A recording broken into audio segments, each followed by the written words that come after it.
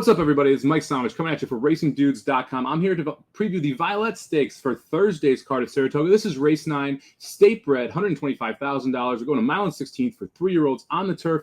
And this actually drew a really interesting field. You've got the number 3 Coinage, who is coming back to state bred competition, been running in grade 1, grade 2, grade 3 races in the last couple out, a couple overnight stakes, but all against open company, not state bred. He'll be racing for Mark Cassidy. You got Luis Saez up. Number 4, Dakota Gold, a horse that was absolutely phenomenal last time out in a New York Stallion Stakes for $150,000, going 7 furlongs.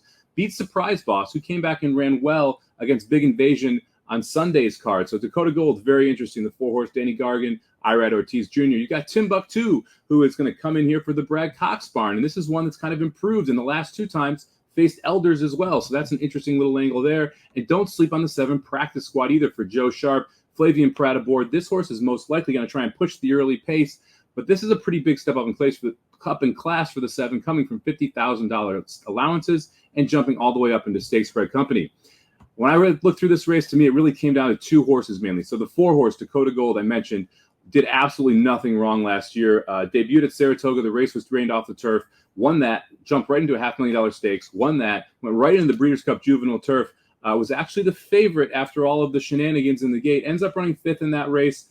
Didn't really get the best trip in the world. Comes back first time out. Wins that $150,000 New York Stallion Stakes. Now we're stretching out to a mile and 16th. That should not be any issue. This is a son of Freud out of a Lemon Drop Kid mare. So I don't expect the distance to be a problem for Dakota Gold. I do think this is probably your best horse. That would be my top pick in the race. But I'm also really interested in Timbuktu as well. I mentioned in the quick little preview there, these horses, last 2 races facing 3-year-olds and up.